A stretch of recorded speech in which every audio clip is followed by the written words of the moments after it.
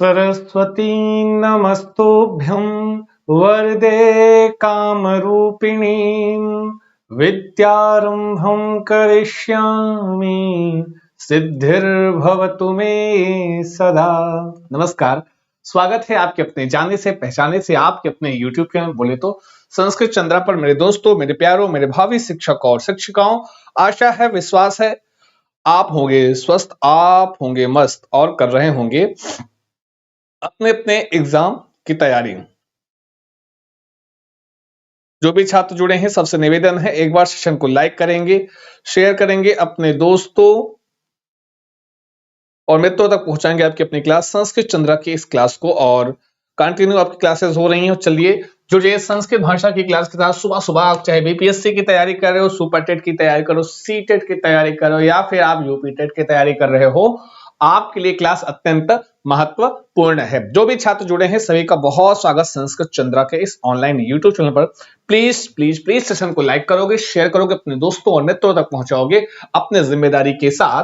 तो TET, super TET, CTET या फिर यूं कह लो बीपीएससी 3.0 के लिए जो छात्र क्लास लेना चाहते हैं वो बिल्कुल 7985789062 पर कॉल कर लीजिए, व्हाट्सएप कर लीजिए अपने, और अपने क्लास के विषय में आप जानकारी ले सकते हैं। मेरे प्रिय छात्रों, जो भी जुड़े हैं निवेदन है, गीत कुशवाहा, आरती भारती और प्रिया सिंह, प्रवीण कुमार जैन, ब्यूटी सिंह राजपूत, विद्या खुशी, सभी का बहुत स्वागत है सेशन में।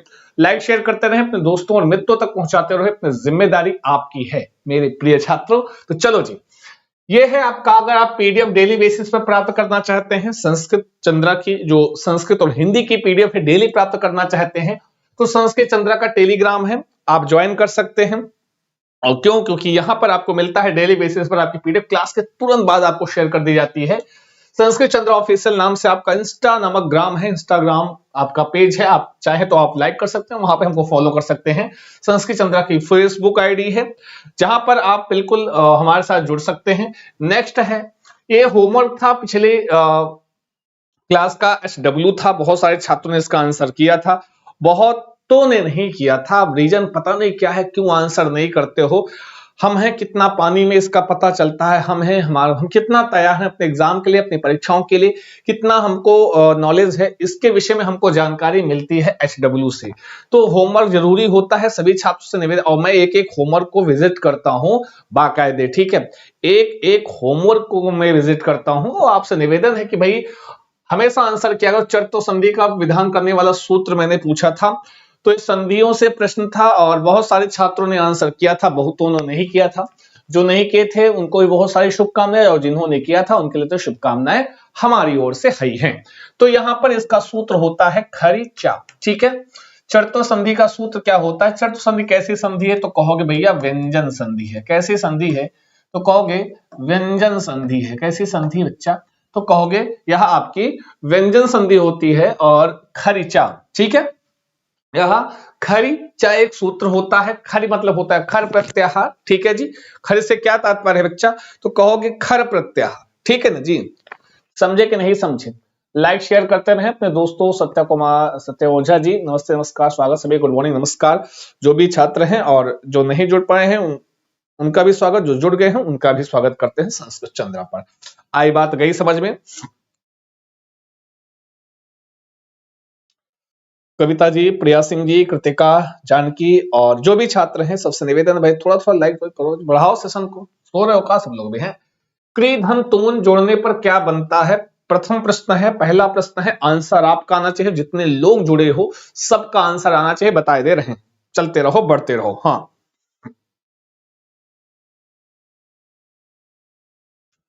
बहुत खूबसूरत। स्वागतम सर्वेशाम कृते मम कक्षायाम, बहुत बहुत स्वागत है आपका जी। संकेत कुमार, गुड मॉर्निंग, नमस्कार। राजेश कुमार सिंह, हर हर महादेव, नमस्कार सभी छात्रों का।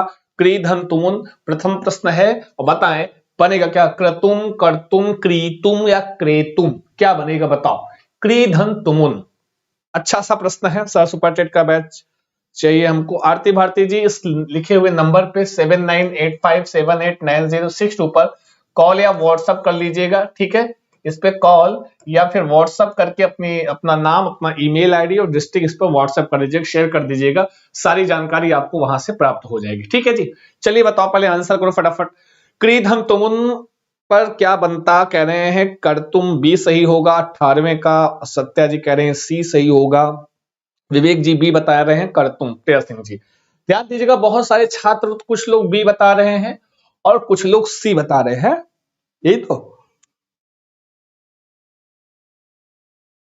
यही थोड़ी गड़बड़ी करते हो। हमें पता है कि आप यही बताओगे, करतुम ही बताओगे 100%। और शायद जब मैंने आपको पढ़ाया है, जब मैंने आपको बताया, चंद्रशेखर नमस्कार, स्वागत है सभी का। मैंने आपको बताया था, जब मैंने आपको पढ़ाया था, तो आपको बखूबी मैंने समझाया था कि मेरे प्यारे छात्रों, क्री धन तुमुन जोड़ने पर जो बनता है, दो क्री होता है संस्कृत में, एक होता है ये वाला क्री, एक होता है ये वाला क्री। ठीक है, और जो ये क्री है यहां खरीदने के अर्थ में आता है, खरीदने के अर्थ में आता है। ये जो आता है करने के अर्थ में आता है। हाँ, और जब इस वाले क्री में लगाओगे तब बनता है करतुम। ठीक है, जब हम इससे तुमुन जोड़ते हैं, ठीक है ना जी, जब इससे हम तुमुन जोड़ते हैं तो हमारा बनता है करतुम, करने के लिए, ऐसा अर्थ देता है। और जब इस क्री से जोड़ते हैं तो बनता है क्रेतुम, जिसका आंसर किसी ने नहीं दिया, डी वाला एकदम राइट है। कौन सा शब्द बनेगा, क्रेतुम, नॉट करतुम। क्या बन जाएगा बच्चा, बन जाएगा क्रेतुम। Do like share your class, okay. सबसे निवेदन है बच्चा, थोड़ा थोड़ा लाइक शेयर करते रहो, बढ़ते रहो। आपकी अपनी क्लास संस्कृत चंद्रा की पावन पूरी क्लास में आपके लिए डेली बेसिस पर अब क्लास ऐसे ही चलेगी। हाँ, 8:15 पर ही इसकी टाइमिंग रहेगी डेली। अब संस्कृत भाषा की डेली अगर पढ़ना हो संस्कृत तो आ जाइए।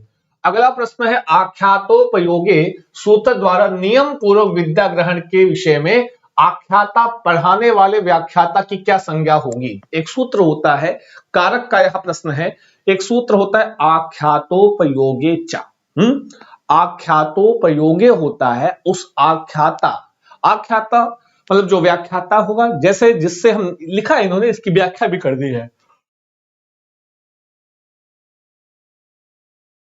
जिसके द्वारा हम नियम पूर्वक विद्या ग्रहण करते हैं, उस व्याख्याता पढ़ाने वाले की जो व्याख्याता होता है उसकी क्या संज्ञा। कहने का मतलब जिससे हम नियम पूर्वक कुछ सीखते हैं, किसी से भी जिससे हम नियम पूर्वक कुछ सीखते हैं उसकी क्या संज्ञा होती है, वह आपसे पूछ रहा है। चलो बताओ क्या संज्ञा होती है और किस विभक्ति का सूत्र है, अगर पता हो तो ये भी बताएं। कह रहे हैं सर बी वाला सही, रजत कुमार सिंह जी कह रहे हैं बी सही, कर्ता संज्ञा होगी। अच्छा, जिससे हम नियम पूर्वक कुछ सीखते हैं, अपादान कारक, प्रिया सिंह, वेरी नाइस। संकेत जी, सर हम लोग बीपीएससी का फॉर्म नहीं भर पाएंगे।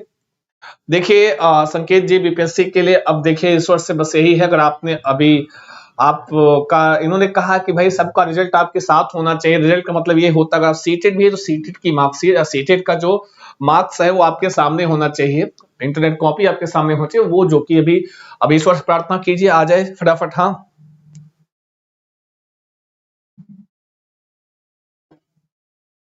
दूसरा अपादान पंचमी, विद्या खुशी जी, वेरी नाइस, बहुत बढ़िया, अच्छा बता रहे हो वैसे।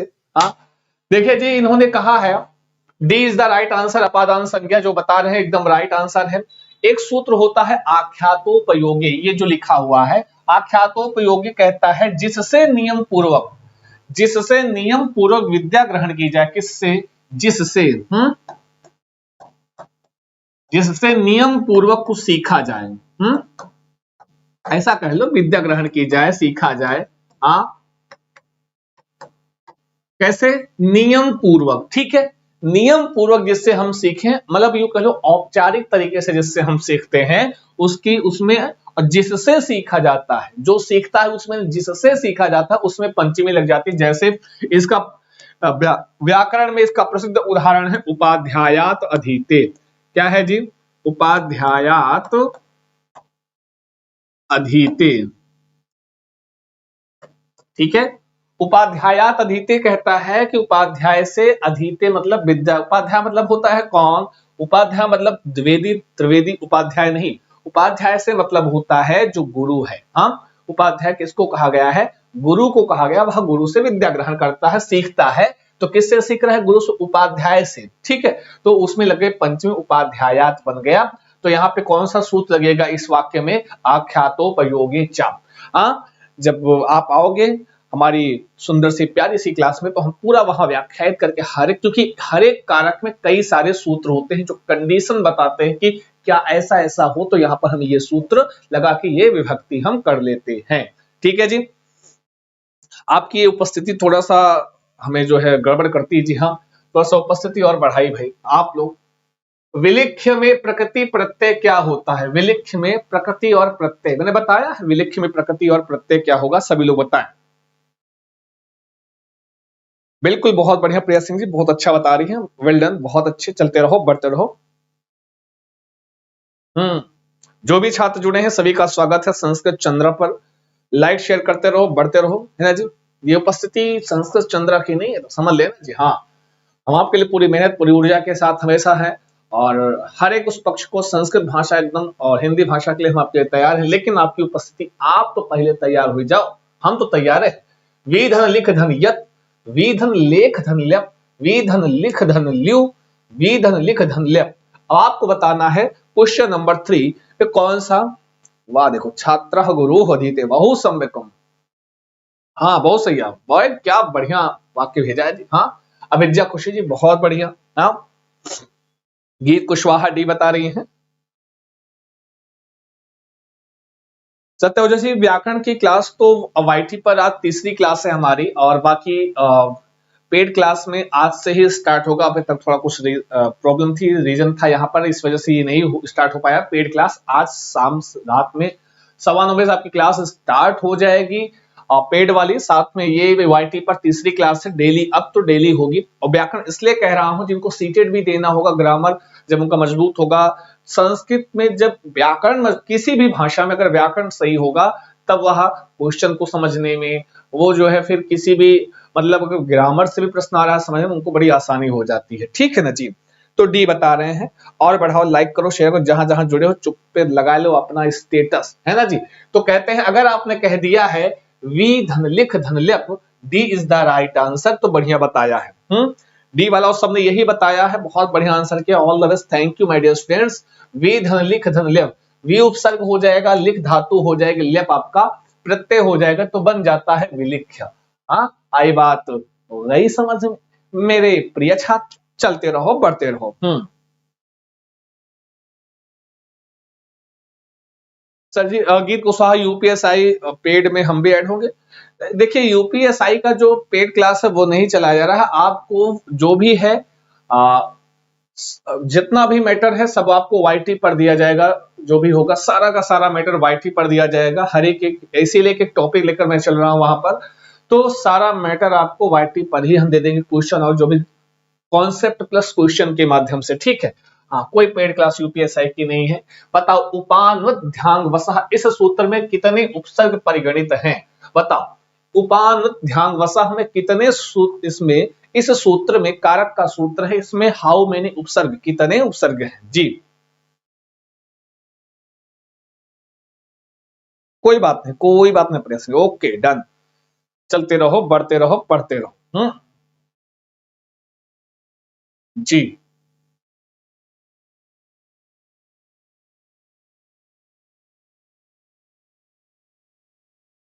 अच्छा, उसी पेड में हमको भी ऐड कर होंगे। हाँ हाँ ठीक है। हाँ, हाँ, उसी पेड में हमें यूपीएसआई में पुलिस बनने जाना है, हमें लगता है। कितने उपसर्ग परिगणित है? 3 4 5 2। उपान्वध्यांग वसः, अगर अच्छे से इसका उच्चारण कर लोगे तो बढ़िया से हाँ बता भी दोगे। चलो कर बताओ। साजन जी, ये क्लास आपकी वही जो हमारी टाइमिंग थी 9:15 बजे होगी। थोड़ा सा किसी कारण से सभी रुकी थी, आज से स्टार्ट होगी साजन। ठीक है।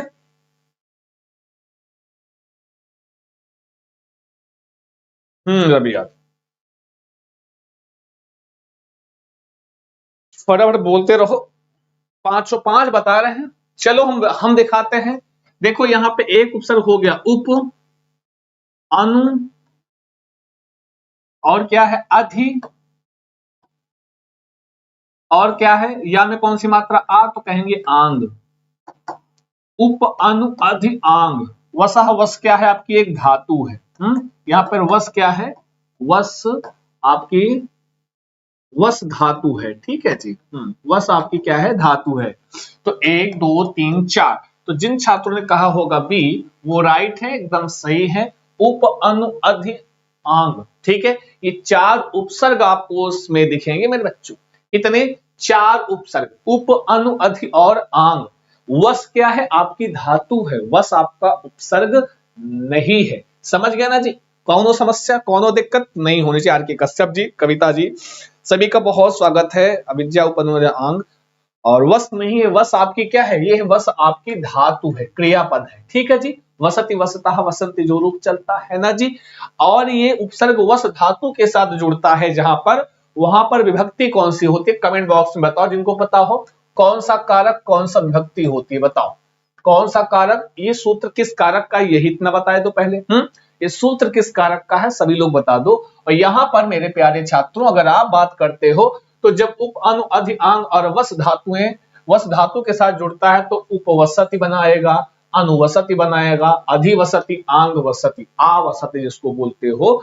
तो ये जो बनाता है पद, यह क्या कहलाएगा, यह आपको किस कारक में ले जाएगा, कमेंट बॉक्स में बताइए फटाफट। जितने लोग जुड़े हैं सबसे निवेदन है,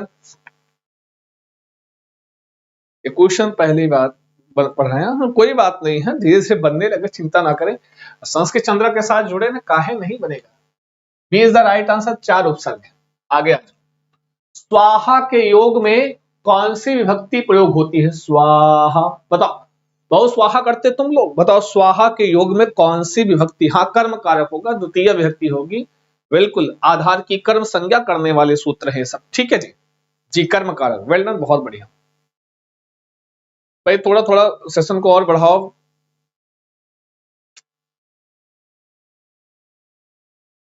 लोग पढ़ना नहीं चाहते का, बताओ। चतुर्थी है, द्वितीया है, पंचमी है, तृतीया है, स्वाहा के योग में विभक्ति कौन सी, बोलो बोलो। बोलो बोलो, कह रहे हैं स्वाहा के योग में विभक्ति कौन सी होगी। लाइक करें, शेयर करें, अपने दोस्तों और मित्रों तक पहुंचाइए अपनी क्लास। कर्म कारक बता रहे हैं। हेलो सर जी, good morning, good morning Yadav ji और कविता जी।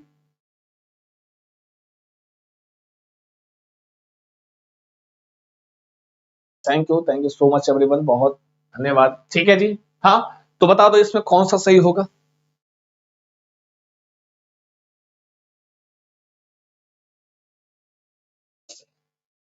चतुर्थी, नमः स्वस्ति स्वाहा स्वधा अलम वशट योगाच। क्या कहा गया, नमः स्वस्ति स्वाहा स्वधा वसट योगाच। सेशन को लाइक भी कर दो, हाँ क्लास थोड़ी सी भी अच्छी लग रही है, समझ में आ रही तो जरूर लाइक कर दे। और ना समझ में आए तो तुरंत बता भी सकते हो, कहीं दिक्कत हो तो तुरंत बताओ। बहुत अच्छा जी, बहुत अच्छा। नमः स्वस्ति वेरी इंपॉर्टेंट सूत्र होता है यहाँ संस्कृत भाषा का, तो बहुत ही अच्छा बता रहे हैं। कह रहे हैं नमः स्वस्ति स्वाहा स्वधा अलम, जहां कहीं नमः आ जाए, स्वस्ति आ जाए, ठीक है जी, स्वाहा स्वधा अलम वशट योगाच, ये सूत्र होता है। ये क्या होता है, यहाँ आपका सूत्र होता है नमः स्वस्ति स्वाहा स्वधा अलम वसट योगाच। नमः नमस्कार करना, स्वस्ति मतलब होता है कल्याण, स्वाहा मतलब होता है आहुति पितृ देवताओं के लिए, स्वधा मतलब होता है जो आपके पितर हैं उनके लिए जब आहुति देते हो स्वधा बोलते हैं, अलम मतलब होता है पर्याप्त, यहाँ पे पर्याप्त अर्थ में है। वसट मतलब होता है जो वैदिक देवी देवता है उनके लिए आहुति दी जाती है, तो वहां पे वसट का प्रयोग करते हैं। योगे योगाच, इन सारे शब्दों के योग में, कहने का मतलब ये शब्द अगर किसी वाक्य में आए हैं तो इनका योग जिससे होगा, क्या इनका योग जिससे होता है उसमें कौन सी विभक्ति होती है, बोलो बोलो। उसमें होती है चतुर्थी विभक्ति। यह वेरी इंपॉर्टेंट होता है, बहुत इंपॉर्टेंट सूत्र है और कई बार परीक्षाओं में आया हुआ प्रश्न है, पूछता है। तो स्वाहा के योग में हमेशा क्या होती है, चतुर्थी विभक्ति होती है, और चतुर्थी विभक्ति में कारक कौन सा होता है, संप्रदान कारक होता है। समझ गए बात को, जैसे हरे नमः, ठीक है, कृष्णाय स्वाहा, ठीक है, कहते हैं दुर्गायै स्वाहा, वो करते नहीं हो जी, हाँ स्वाहा करते नहीं आप लोग, करते होगे, चलते रहो बढ़ते रहो। प्रधान जी बहुत स्वागत सभी का। जो भी छात्र हैं पढ़ते रहो, चलते रहो, हैं थोड़ा क्लास को और बढ़ाते रहे आप लोग। अगला है गवाम कृष्णा बहु क्षीरा। गवाम कृष्णा बहु क्षीरा, यहाँ गो पद में षष्ठी विभक्ति किस सूत्र से है बताना है। यहाँ पर गो पद में षष्ठी विभक्ति किस सूत्र से है, फटाफट बताएं। जितने लोग जुड़े हैं सभी का बहुत स्वागत है संस्कृत चंद्रा के इस ऑनलाइन यूट्यूब चैनल पर मेरे प्यारे छात्रों। हाँ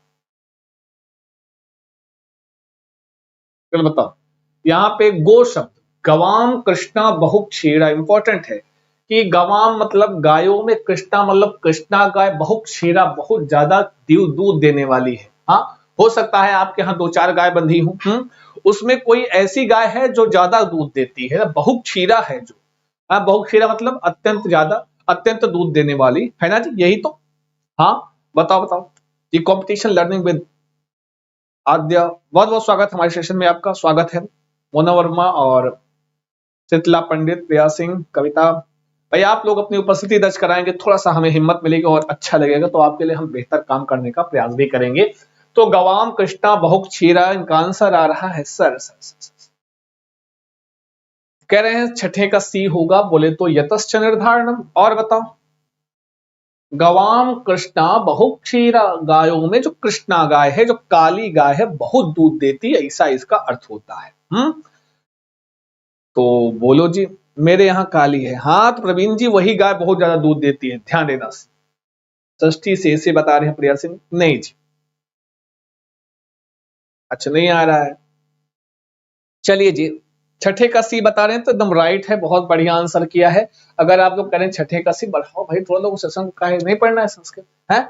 यतश्च निर्धारणम कहते हैं, यतः च निर्धारणम, जहां जब किसी समूहवाची शब्द में से किसी एक का निर्धारण किया जाए तो उसमें षष्ठी, और ये दोनों षष्ठी विभक्ति का भी विधान करता है और सप्तमी, दोनों लगा सकते हो, चाहे षष्ठी लगाओ चाहे सप्तमी लगाओ। गवाम कृष्णा बहु क्षीरा, गायों में कृष्णा गाय बहुत अत्यंत ज्यादा दूध देने वाली है। और लाइक कर देना, बता दे रहे हैं जैसे ढेर सारी गाय बंधी हो, उसमें किसी को बता, देखो भैया वो जो गाय बंधी लाल पीली हरी नीली चितकबरी, उसमें जो भैया काली वाली गाय है बहुत दूध देती है, 10 लीटर देती है, 1 लीटर रखते हैं, 2 लीटर पी जाते हैं, बाकी सब निकाल देते हैं, बेच देते हैं। अगर ऐसा किसी को बताया रहो कि देखो देखो देखो वो जो गाय बनी वो काली वाली गाय, वो काली वाली, वो बहुत दूध देती, 10 लीटर देती, तो इस प्रकार से उन सारी गायों में समूह से किसी एक का, उसके गुण धर्म के आधार पर एक का निर्धारण कर रहे हो, तो जिसका निर्धारण किया जा रहा है उस समूहवाची सप्तमी लगेगी कहा, उस समूहवाची शब्द में, गवाम गायों में। ठीक है जी, तो यहाँ पे ये इसमें कहा लगी है, यहाँ षष्ठी लगी है। ठीक है, सूत्र कौन सा प्रयोग हुआ है, यतश्च निर्धारणम प्रयोग हुआ है। और ये भी सुन लो, अब यहाँ पर कहें तो ये कहता है ये षष्ठी विभक्ति भी विधान करता है, सप्तमी का भी। अब चाहो लिखा हो गवाम कृष्णा बहु क्षीरा, तब भी वाक्य सही है, और चाहे लिखा हो गोशु, चाहे सप्तमी लगी हो चाहे षष्ठी लगी हो, तब भी आपका यह वाक्य शुद्ध हो, गोशु कृष्णा बहु क्षीरा, गायों में काली गाय अत्यंत दूध देने वाली है। तो ऐसे होता है भैया, ये सूत्र होते हैं कारक में, ये हमको सिखाते हैं किस किस कंडीशन में हम सप्तमी लगा सकते हैं, किस कंडीशन पे हम जो है षष्ठी लगाते हैं, किस कंडीशन कंडीशन सिखाते हैं।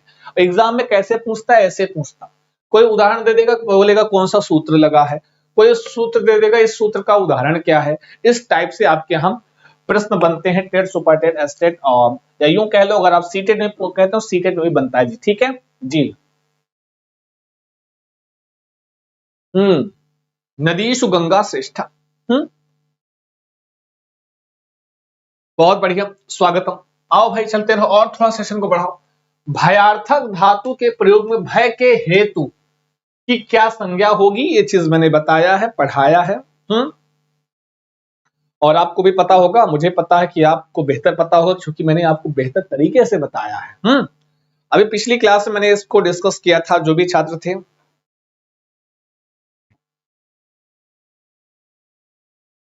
लक्ष्य साबुन से नहलवा के कश्यप बड़े आए, इनकी गाय कर रहे हैं हम लक्ष्य साबुन से नहलवाएं। बड़े आए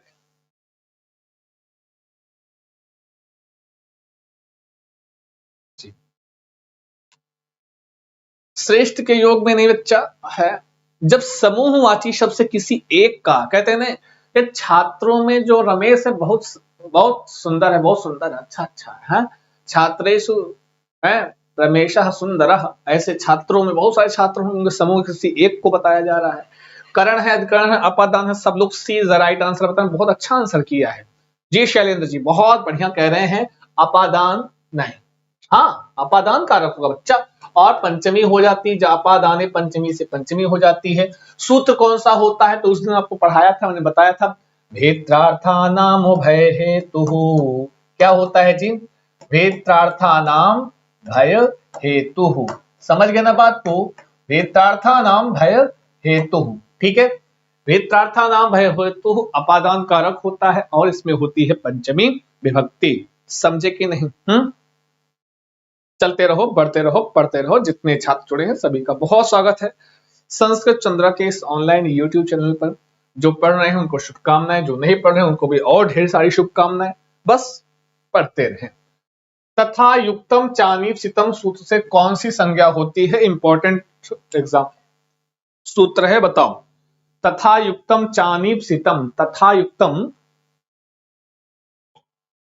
चानीप सितम, और बढ़ाओ सेशन को, बोलो बोलो, कुछ तो बोलो, लिख कर बोलो, प्रेम से बोलो, सही कौन सा, तथा युक्तम चानीप सितम, फटाफट बता दो जी, तथा युक्तम चा अनीप सितम, चानीप सितम,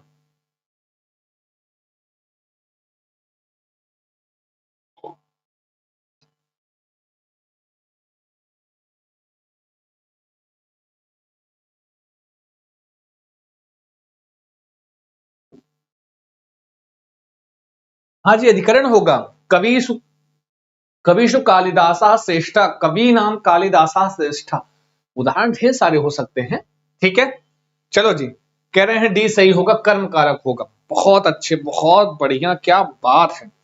तथा युक्तम चा अनीप्सितम, तथा युक्तम उसी प्रकार, चा अनीप्सित, चा मतलब और अनीप्सित कर्म में, एक होता है ईप्सित कर्म, एक होता है अनीप्सित कर्म। जैसे अभी क्या है, अभी आप लोग अनीप्सित, आपके लिए यह क्लास अनीप्सित सी लग रही है, अनचाही सी लग रही है आपके लिए, आपको ऐसा लग रहा है कि यह क्लास आपके लिए उपयोगी नहीं है, तो ये क्लास आपको अभी अनीप्सित सी लग रहे हैं, झूठे बोलो, बात तो यही है। और एक होता है जब वही पेपर नजदीक आता है तो क्लास आपको ईप्सित, आपकी प्रिय लगने लगती है कि नहीं। तो ईप्सित कर्म होता है, एक होता है अनीप्सित कर्म, ध्यान देना। यहां पर मेरे प्यारे छात्रों, अनीप्सित कर्म में भी द्वितीय और कर्म कारक होता है, और ईप्सित कर्म भी द्वितीय और कर्म कारक होता है, लेकिन दोनों का सूत्र लगाने वाला अलग अलग होता है। जैसे तथा युक्तम चानीप्सितम से क्या होता है, अनीप्सित कर्म में द्वितीय विभक्ति लगती है, ठीक है। और एक सूत्र आता है कर्तुरीप्सित तमम कर्म, एक सूत्र आता है कर्तुरीप्सित तमम कर्म, ये सूत्र होता है। इस सूत्र से ईप्सित कर्म की कर्म संज्ञा होती है, मतलब वहां पे कर्म कारक लगता है और द्वितीय विभक्ति लगती है, याद किससे, कर्तुरीप्सित तमम कर्म, बोलो बोलो, अरे बोलो मेरे साथ, बोलो कर्तुरीप्सित तमम कर्म, बोलो बोलो। वैसे ही अनीप्सित कर्म तथा युक्तम चानीप्सितम, तथा युक्तम उसी प्रकार, जो अनीप्सित कर्म होता चा अनीप्सितम, जो अनीप्सित कर्म होगा उसमें भी द्वितीय विभक्ति कर्म कारक लगेगा। तो इसका उदाहरण क्या होता है, पहले तो डी कर लो सही। इसका उदाहरण होता है भाई साहब, जैसे ग्रामम गच्छन तृणम स्पृशति, ग्रामम गच्छन तृणम स्पृशति, गांव को जाते हुए तिनके को छूता है, स्पर्श करता है। जैसे कभी कभी आप लोग पार्क वार्क में बैठे हो, हैं धूप ले रहे हो, सेक रहे हो, ठीक है, धूप में बैठे हो, पार्क में बैठे हो, अब पार्क में बढ़िया सुंदर से हरी हरी घासों पर बैठे हो और धीरे धीरे बैठे हो, बतिया रहे हो, धूप सेक रहे हो। आपका मुख्य लक्ष्य था पार्क में कि आप धूप सेकने गए हैं, बैठने गए हैं, और आप बैठे बैठे जहां बैठे वहां की घास ऐसे ऐसे ऐसे ऐसे करके उखाड़ के फेंक दिए जब तक बैठे रहे, है ना जी। तो वो जो आपने घास को उखाड़ा वहां पे, जब आप बैठे रहते हो, आप जानबूझ के नहीं करते हो, वो अनिश्चित कर्म होता है, अनचाहे मन से। या आप घूम रहे हो पार्क में तो कहीं कोई पत्ती तोड़ ले रहे हो, हैं, कहीं कोई फूल तोड़ रहे हो घूमते घूमते ऐसे वॉक करते करते, तो ये जो कर्म है अनिश्चित। आपका मुख्य कर्म था कि आप पार्क में टहलने गए थे, वॉकिंग, लेकिन आप घूमते घूमते कहीं पत्ती तोड़ ले रहे हैं, कहीं फूल तोड़ रहे हैं, ये इस प्रकार की प्रक्रिया क्या होती है, अनिश्चित कर्म होता है। जैसे ग्रामम गच्छन् तृणम स्पृशति, गांव को जाते हुए तिनके को छूता है, ठीक है जी। तो उसका मुख्य कर्म है कि गांव को जाना, लेकिन जाते हुए तिनके को भी छू रहा है, ऑटो पे भी बैठ रहा है, ये सारी क्रियाएं अनिश्चित कर्म होगी, और कर्म कारक हो, कर्म कारक और द्वितीय विभक्ति हो जाएगी। तटः तटी तटम में प्रथमा विभक्ति का कारण क्या है, चलो बताओ। तटः तटी तटम में प्रथमा विभक्ति का क्या रीजन हो सकता है, क्या कारण हो सकता है? कभी नहीं पढ़ा? अच्छा जी, अब आओ ना संस्कृत चंद्र पर हम पढ़ाएंगे, हम बताएंगे आपको, लेकिन भाई थोड़ा थोड़ा उपस्थिति। तो तुम्हारे मित्र वगैरह क्या कर रहे हैं, सो रहे हैं का? पेपर आएगा जागेंगे? अरे लो थोड़ा।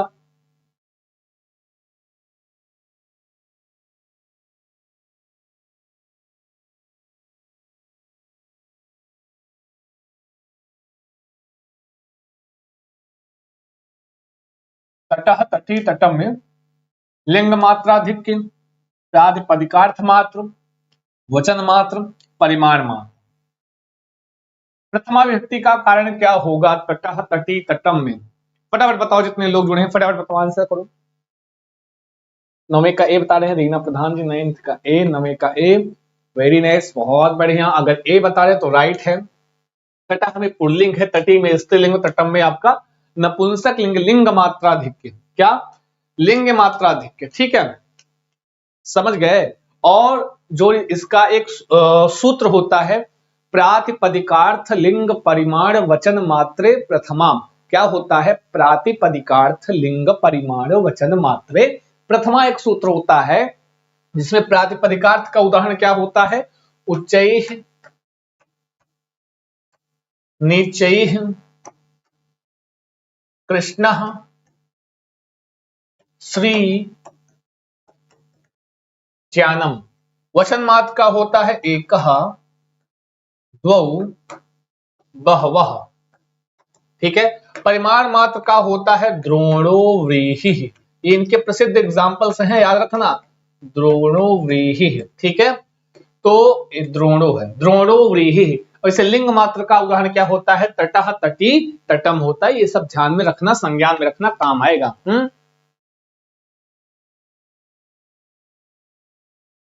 ठीक है, ए वाला एकदम राइट है, बढ़िया है, कर लो सही, प्रथमा व्यक्ति लगेगा, ठीक है, सब में प्रथमा लगी है इसमें, ठीक है। आगे आ जाओ। कंबल धन ऋणम में संधि युक्त पद क्या होगा? कंबल धन ऋणम में संधि युक्त पद क्या होगा? भाई थोड़ा कम से कम 100+ तो पहुंचाया करो आप लोग, हाँ।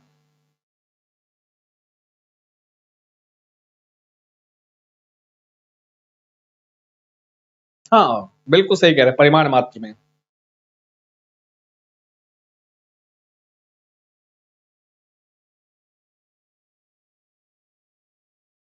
चलो कोई, पढ़ो। कंबल धन ऋणम, कंबलारणम, कंबल ऋणम, कंबलेणम, कंबलर्णम। जल्दी बताओ, कंबल धन ऋणम संधि युक्त पद क्या बनेगा? यह अपवादों से प्रश्न है, जल्दी बताओ फटाफट। कंबल धन ऋणम,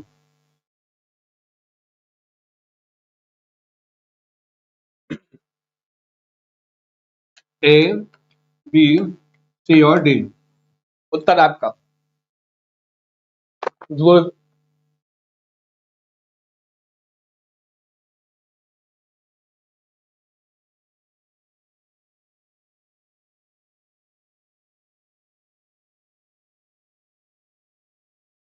प्रीति सिंह, ये 8:20 8:21 के आसपास स्टार्ट हुई है। टाइमिंग है 8:15 AM daily, daily timing fix हो गई है अब, डेली आइए आप लोग, ठीक है। 8:15 AM आपकी संस्कृत की क्लास डेली होगी अब, ठीक है। हाँ, तो अगर आपने कहा कम्बलारणम, तो ए वाला एकदम राइट है, एकदम सही आंसर किया अगर आपने ए बताया है, कम्बलारणम, है ना जी। कंबल धनरणम कम्बलारणम बनेगा, ठीक है, ठीक है। चलते रहो, बढ़ते रहो, पढ़ते रहो।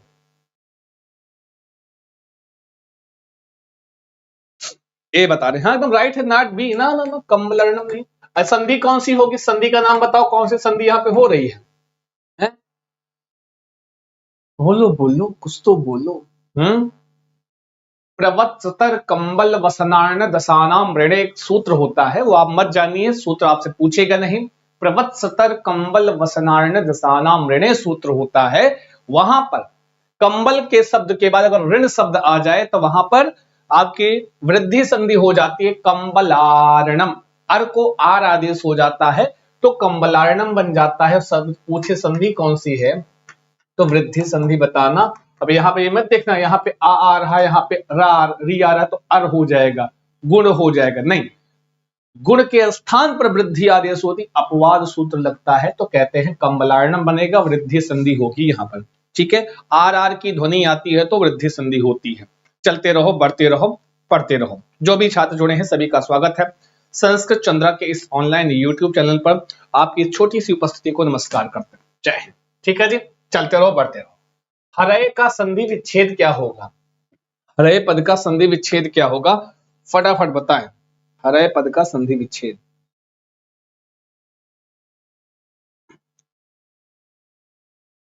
हरि धन ए, हरो धन ये, हरे धन ए, हरे धन ए।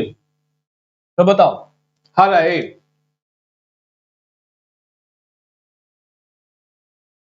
कुछ तो बोलो, लिख कर बोलो। जो भी छात्र हैं सभी लोग बताएंगे क्या होगा।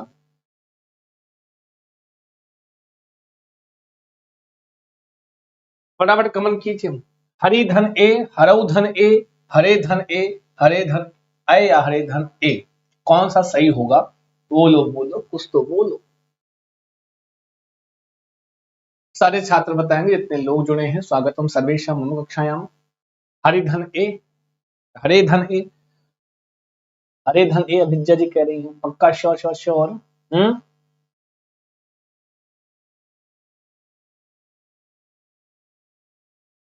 सभी लोग करते रहो आंसर फटाफट।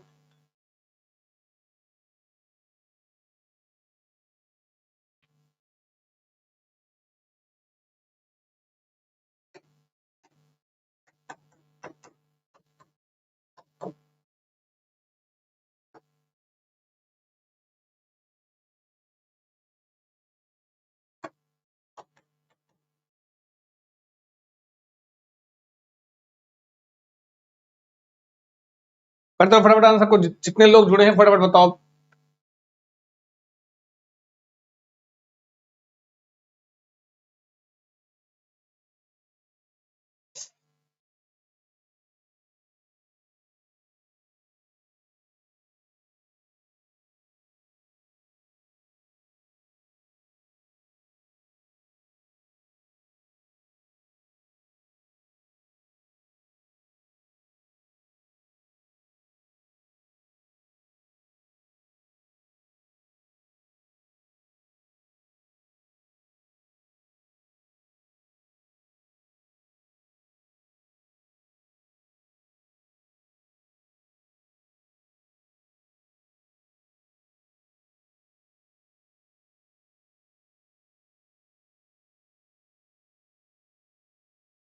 तो बताओ फटाफट, हो गया जी? तो अगर आपने हरे धन एक, सॉरी, हरे धन ए कहा है तो राइट आंसर किया है, D is the right answer.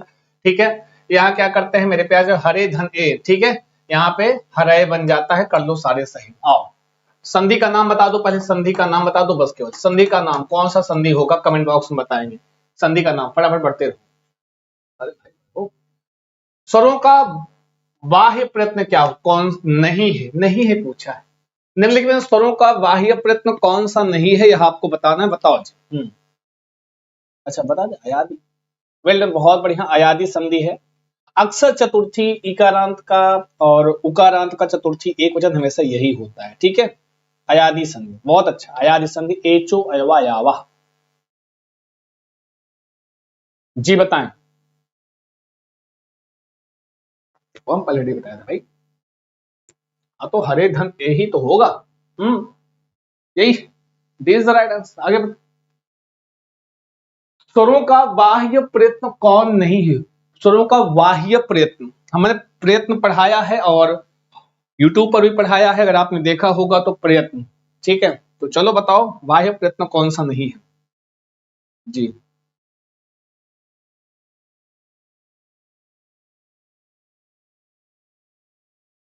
उदात्त, अनुदात, स्वरित और महाप्राण, किन स्वरों का बाह्य प्रयत्न नहीं होता है? स्वरों का बाह्य प्रयत्न कौन सा इसमें नहीं होता है, बताएं, फटाफट बताएंगे। लाइक करेंगे, शेयर करेंगे, अपने दोस्तों और मित्रों तक पहुंचाया करो, थोड़ा सा बताया करो कि क्लास चल रही है जी। 12वें का डी बता रहे हैं सभी लोग एक तरफ से, डी, हाँ बिल्कुल सही बताया है, D is the right answer. ठीक है, एकदम महाप्राण है ना जी।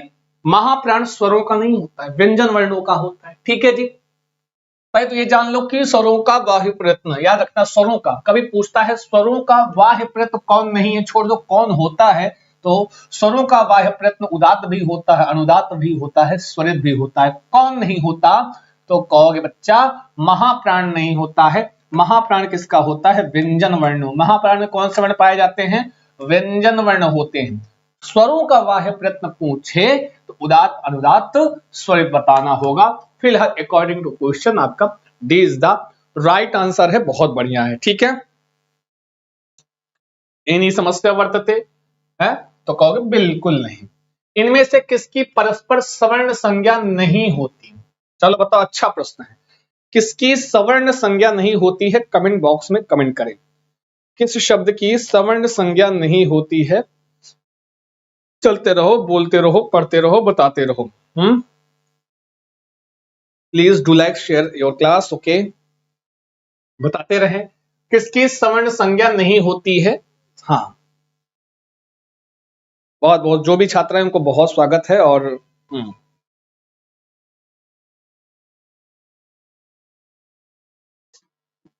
कोई बात नहीं, 1.25 लाख से एक लड़ाऊं, हाँ हम लोग 1.25 लाख से एक ही लड़ाते हैं ना जी।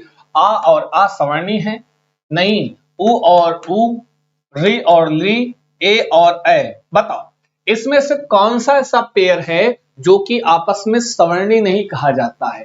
कमेंट बॉक्स में बताइए, ऐसा कौन सा वह है पेयर जो सवर्णी नहीं कहा जाता है? 1380 बता रहे हैं जी, हाँ पक्का। डी बता रहे हैं, सी बता रहे हैं, डी बता रहे हैं, सी बता रहे हैं। चलते रहो, बढ़ते रहो, पढ़ते रहो, बताते रहो, लाइक शेयर करते रहो।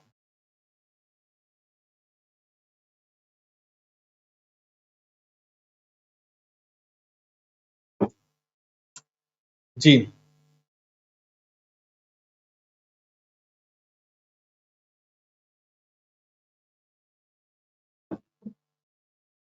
ये क्लास डेली आपको 8:15 पर ही होगी, 8:15 AM। ठीक है, सुबह सुबह 8:15 पर संस्कृत भाषा की क्लास में आ जाओ। ठीक है, सवर्ण क्या होता है? समान वर्ण। जैसे सवर्ण, सवर्ण से तात्पर्य है जिनका, देखो अगर व्याकरणिक दृष्टि से देखोगे तो इसका सवर्ण का मतलब होता है, इसीलिए कहता हूं कि ग्रामर आपको जीरो से पढ़नी चाहिए। और जीरो से हम बिल्कुल स्टार्ट किए न्यू बैच, अगर आप चाहो तो जीरो से पढ़ सकते हो, तो तभी आप मतलब समझ पाओगे। सवर्ण का मतलब होता है, व्याकरण की दृष्टि से इसकी परिभाषा होती है, तुल्यास्य प्रयत्नम सवर्णम कहा गया है। जिनका उच्चारण स्थान और आभ्यंतर प्रयत्न एक समान होता है उनको सवर्णी कहते हैं व्याकरण की भाषा में। और सवर्ण मतलब समान वर्ण, ऐसा भी बोल सकते हो, है तो समान वर्ण। अब कहने का मतलब जैसे क्या है, आ का उच्चारण स्थान और इस वाले आ का उच्चारण स्थान और आभ्यंतर प्रयत्न एक समान होता है, तो ये आपस में क्या है? सवर्णी है, समान वर्ण कहलाएंगे। उ और उ का आभ्यंतर प्रयत्न और आपका उच्चारण स्थान समान होता है तो ये भी सवर्णी हो जाएगा। री और लरी का उच्चारण स्थान अलग, देखो री और लरी का जो आभ्यंतर प्रयत्न होता है समान होता है, लेकिन इन दोनों का उच्चारण स्थान अलग अलग है। ऋतु रसाणाम मूर्धा, लृतु लसानाम दंता। तो दोनों का उच्चारण स्थान और अलग अलग है। भले आभ्यंतर प्रयत्न एक समान है लेकिन उच्चारण स्थान अलग अलग है, इसलिए यह आपस में सवर्णी नहीं होगा अकॉर्डिंग टू क्वेश्चन। ठीक है, हाँ आपका सी इज द राइट आंसर है। कर लो सारे सही। जितने लोग जुड़े हैं सभी का स्वागत, वंदन, अभिनंदन। 2 दिवस का अवकाश चाहिए। हाँ,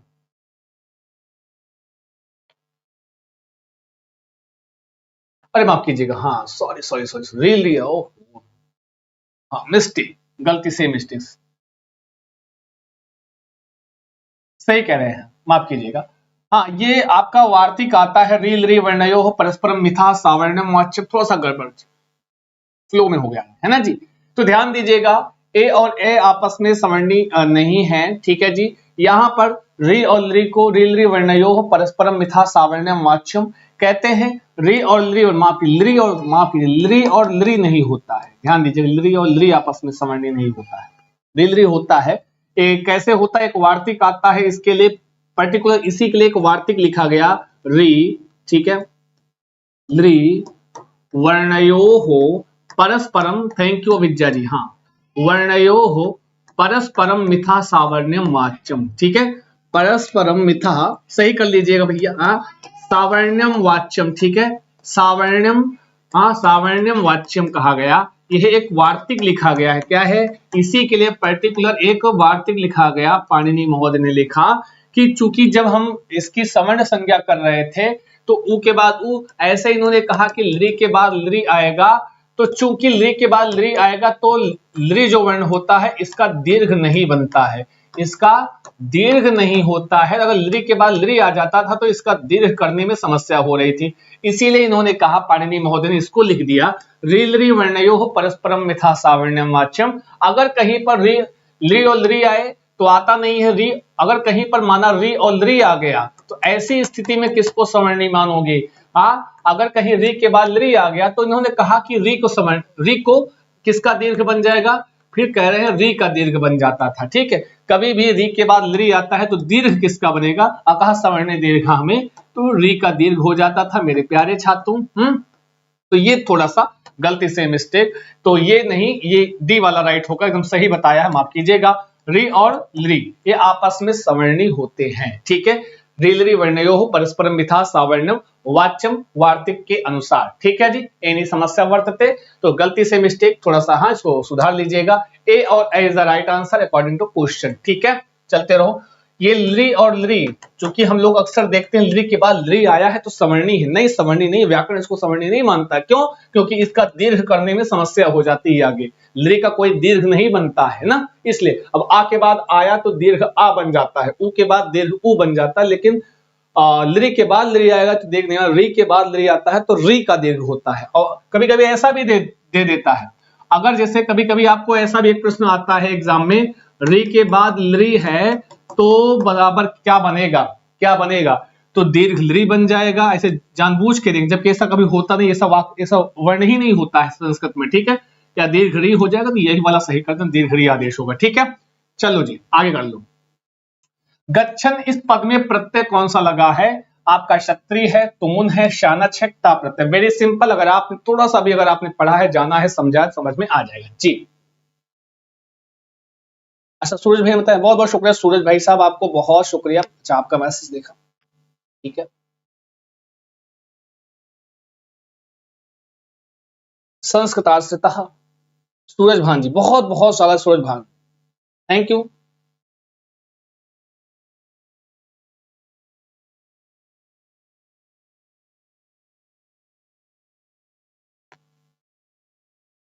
शुक्रिया सूरज जी, बहुत बहुत स्वागत है, ठीक है, बहुत शुक्रिया बताने के लिए, बहुत बहुत शुक्रिया। एक बिल्कुल छात्र का कर्तव्य है भाई बताना, है ना, कोई कहीं दिक्कत हो जाए, लगता है कहीं हर इंसान से गलतियां हो जाती है बच्चा। हाँ, गच्छन इस पद में प्रत्यय कौन सा है, क्षत्रिय प्रत्यय है, तुमुन प्रत्यय है, शानच प्रत्यय है, या फिर ता प्रत्यय है, फटाफट बता दो। कौन सा प्रत्यय यहां पर प्रयोग हुआ है, फटाफट बताएं जितने लोग जुड़े हैं।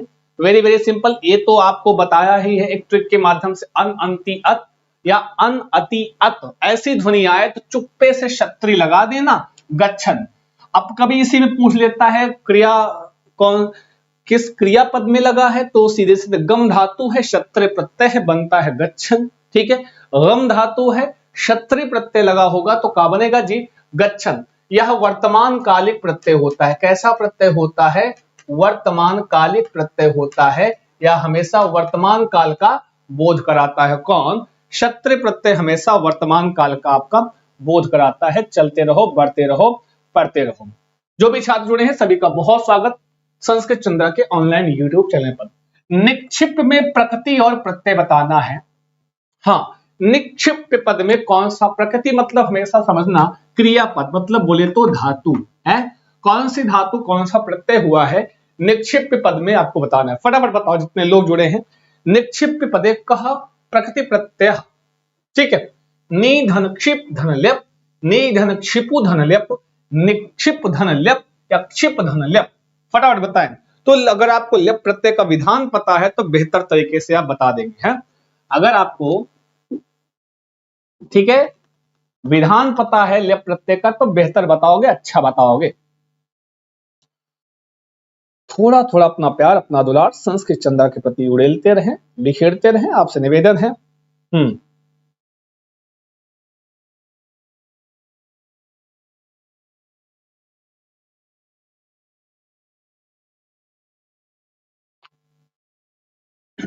चलो बताओ, नी धन क्षिप धनम, नी धन क्षिपु धन लेप, कौन सा सही है फटाफट बता दो। ध्यान देना इसमें, नी धन क्षिप धन पहला ही सही है, क्षिप फेंकने के अर्थ में आती है, ठीक है, क्षिप धातु होती है, और लप प्रत्यय, और एक तो सबसे एक कोई ना कोई उपसर्ग होगा ही तो। नी धन क्षिप धन, वेरी नाइस, बहुत बढ़िया जी। अच्छा आंसर किया है जी। चले जी, बहुत बढ़िया। तीन संख्या का स्त्रीलिंग शब्द क्या बनेगा? जो तीन वाली संख्या होती है, थ्री, जिसको अंग्रेजी में क्या बोलते हैं? थ्री बोलते हो, उसका संस्कृत में क्या बनेगा बताओ? है? और भी किसमें? स्त्रीलिंग के लिए अगर तीन शब्द तीन संख्या का प्रयोग हम स्त्रीलिंग के लिए करते हैं तो क्या बनता है? कमेंट बॉक्स में बताओ फटाफट। स्वागतम सर्वेशम जी, प्रवीण कुमार जैन जी, और संस्कृताश्रिता सूरज भान प्रयागराज, प्रिया सिंह, शैलेंद्र कुमार, शीतला पंडित, स्टडी 108, आरती भारती, राजपूत गर्ल, स्वागत सभी का संस्कृत चंद्रा पर जी। प्रिया यादव, ए फॉर अपना घर, तिस्रः शुभम मंगलम, हाँ तिस्रः, त्रयः तिस्रः त्रीणि, त्रयः तिस्रः त्रीणि, ठीक है जी, ए बी सी और डी। तो त्रयः तिस्रः त्रीणि स्त्रीलिंग में क्या बनेगा? तिस्रः बनता है, तिस्रः बालिकाः, ठीक है, ठीक है, तिस्रः, तिस्रः चतस्रः, तिस्रः, ठीक है, द्वे, ये सब स्त्रीलिंग के शब्द है। तिस्रः शब्द क्या है? त्रयः बनता है आपका पुल्लिंग में, तिस्रः बनता है स्त्रीलिंग में, त्रीणी बनता है नपुंसक लिंग में। आई बात गई समझ में मेरे प्यारे छात्र, है ना जी? एक सुंदर सी प्यारी सी स्माइली भेज दें सभी लोग, सबसे निवेदन है, सुंदर सा प्यारी सुना, आप सबकी जिम्मेदारी। सुंदर सी प्यारी सी स्माइली के साथ आंसर करें, सी इज द राइट आंसर। 38 को संस्कृत में शब्द रूप क्या होता है, मतलब 38 को हम शब्दों में, संस्कृत के शब्दों में क्या बोलोगे? तो एक सुंदर सी प्यारी सी अच्छी सी अच्छा संस्कृत, अच्छा आज पहली बार आपको ये चैनल दिखाई दिया, बहुत स्वागत है संस्कृत चैनल पर मेरे प्यारे छात्र सूर्यभान जी। और आइए डेली सुबह सुबह 8:15 पे आपकी क्लास संस्कृत व्याकरण की चल रही है अभी, ठीक है। संस्कृत ग्रामर की क्लास सुबह में चल रही है, शाम को हिंदी की अगर प्रिपरेशन आप करना चाहते हैं हिंदी की चल रही है। बहुत स्वागत है संस्कृत चंद्रा पर, आइए डेली आइए। हाँ स्वागत है आपका हमारे सेशन, पहली बार आपका जी। 38 को संस्कृत में शब्द रूप क्या होगा? अष्टत्रिंशत्, अष्टत्रिंशम, अष्टात्रिंशत् या अष्टात्रिंशत्। बोलो बोलो, वेरी वेरी वेरी सिंपल, सभी लोग आंसर करेंगे जो भी लोग जुड़े हैं। सुंदर सी प्यारी सी लल्लन टॉप सी सुबह वाली स्माइली के साथ आंसर करेंगे जी।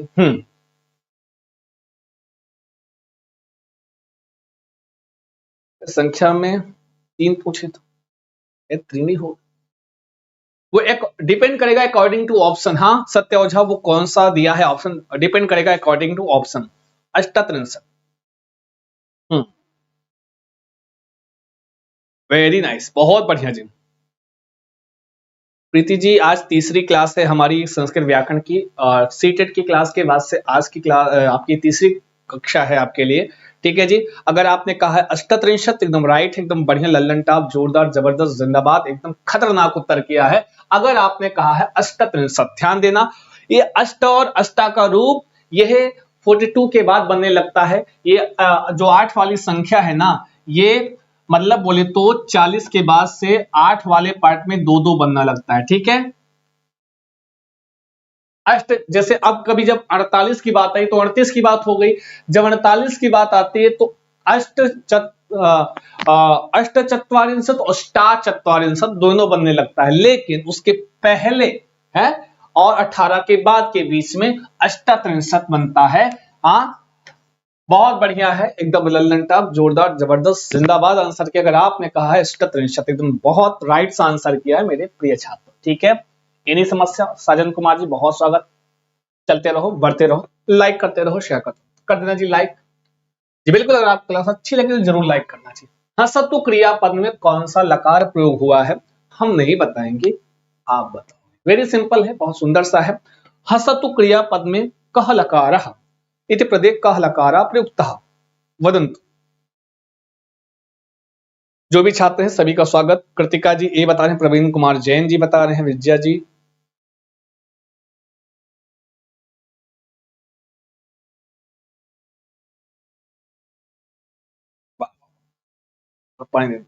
अच्छा आंसर करते रहो, तुम लोग फटाफट बताते रहो, आंसर करते रहो जो भी छात्र हैं।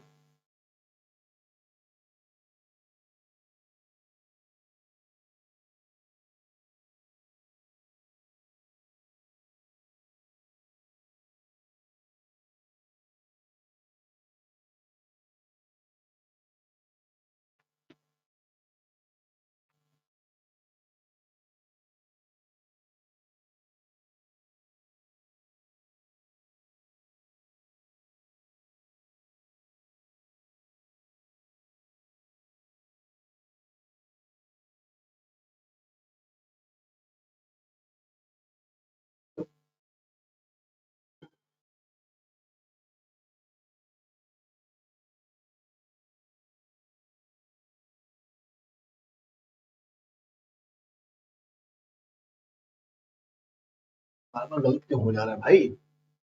अष्टात्रिशत होगा, माफ कीजिएगा। ये अष्ट वाला रूप, अष्ट वाला एक्स्ट्रा, माफ कीजिएगा, अष्ट वाला रूप एक्स्ट्रा बनने लगता है, अष्ट वाला।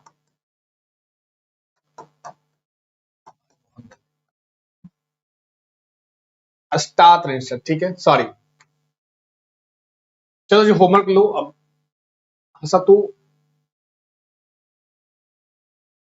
ये हसतु क्रियापद में कौन सा लकार है ये बताना है। अष्टात्रिशत होगा, अष्टत्रिशत नहीं होगा यहाँ पे, ठीक है। इसके बाद बनने लगता है दो रूप, ठीक है जी, माफ कीजिएगा। ये अष्ट वाला क्यों अष्टादश होता है, ठीक है। एक मिनट, ये अष्टाविंशति, ठीक है। उसके बाद ये दो रूप बनने लगता है, उसके बाद ये अष्ट वाला पार्ट, जैसे द्वि और द्वा, द्वि और द्वा याद रखना, दो तीन जगह, एक दो वाली संख्या, एक तीन वाली संख्या, ठीक है, एक 8 वाली संख्या। ये जो तीन संख्याएं हैं, एक 40 के बाद में यहाँ पे वैकल्पिक रूप बनने लगता है।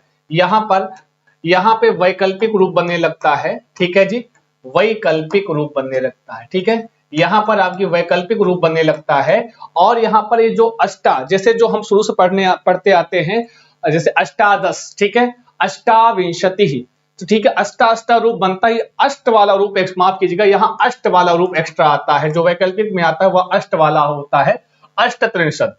किसके बाद? 40 के बाद, ठीक है, माफ कीजिएगा, 40 के बाद, ये 40 के बाद स्टार्ट होता है। थोड़ा सा गलती से मिस्टेक हो रहा है जी, बड़ा साला बहुत ही आज थोड़े सा, तो कोई बात नहीं है, अभी सही कर लो। अष्टात्रिशत होता है। और आगे जब जाओ 48 से बाद, मतलब बोले तो 48 से दो रूप बनेगा, अष्ट और अष्टा, माफ कीजिएगा, अष्ट पहले आता था इसलिए पहले अष्ट हमारे दिमाग में आया, अष्टा, अष्ट और अष्टा, ठीक है जी, अष्ट और अष्टा, अष्ट और अष्टा रूप, ठीक है। ये वाला पार्ट एक्स्ट्रा आ जाता है। कौन सा आता है आज नोट कर लो, कौन सा आता है? अष्ट वाला पार्ट एक्स्ट्रा आता है। अष्टा शुरू से रहता है, अष्टाविंशति, अष्टादश, तो अष्टात्रिशत, ये आपका चलता रहेगा पूरा, आपकी पूरी संख्याओं में, ठीक है। केवल कौन सा आता है तो भैया अष्ट आता है, ध्यान है, अष्ट और अष्टा, ठीक है। चलो, ये है आपका होमवर्क। हसतु क्रियापद में कौन सा लकार प्रयोग हुआ है, तो लकार बताना है। साथ में आप इसमें पुरुष और वचन भी बताएंगे, पुरुष और वचन भी बताएंगे। कहां पर? कमेंट बॉक्स में बताएंगे। कहां पर बताएंगे जी? कमेंट बॉक्स में बताएंगे सभी छात्र, ठीक है जी। पुरुष और वचन बताएंगे कमेंट बॉक्स में। क्रियापद में लकार बताना है, और किसमें? हसतु पद में क्रिया और लकार, और कमेंट बॉक्स में आपको बताना है पुरुष और वचन, पुरुष और कौन सा पुरुष कौन से वचन में बनता है हसतु क्रियापद। हाँ चलो जी, ठीक है, तो आज के लिए इतना ही रखते हैं, फिर लेते हैं आपसे विदा। थैंक यू सो मच जुड़ने के लिए सभी छात्रों को। ठीक है, बहुत बहुत शुक्रिया, बहुत बहुत धन्यवाद सभी छात्रों को हमारी ओर से, और जुड़ने के लिए बहुत शुक्रिया। डेली बेसिस पर ये क्लास आपको मिलेगी 8:15 पर, ठीक है। और टेट, एस्टेट, सीटेट के लिए अगर न्यू बैचेस आपको पढ़ने हैं तो पेड क्लास में आपका स्वागत है। 7985789062 पर कॉल कर लीजिए, व्हाट्सएप कर लीजिए। साथ में अगर संस्कृत चंद्रा का डेली बेसिस पर पीडीएफ और नोट्स लेना चाहते हैं तो संस्कृत चंद्रा का कौन सा ग्राम, बोलो बोलो बोलो बोलो, अरे बोलो ना जी, टेली नामक ग्राम। कौन सा ग्राम? टेली नामक ग्राम जरूर ज्वाइन कर लें, क्योंकि वहां पर आपसे जुड़ी, आपसे रिलेट करते हुए ढेर सारी पीडीएफ आपको यहाँ पे संस्कृत चंद्रा पर प्राप्त हो जाएगी। ये हमारा संस्कृत चंद्रा ऑफिशियल नाम से हमारा इंस्टा नामक ग्राम है। कौन सा ग्राम? इंस्टा नामक ग्राम है। चाहो तो लाइक फॉलो कर सकते हो। और संस्कृत चंद्रा का ये हमारा फेसबुक पेज है, तो बिल्कुल हमसे जुड़ने के लिए आप बिल्कुल यहाँ पर हमारे सोशल मीडिया पर हमसे जुड़ सकते हैं।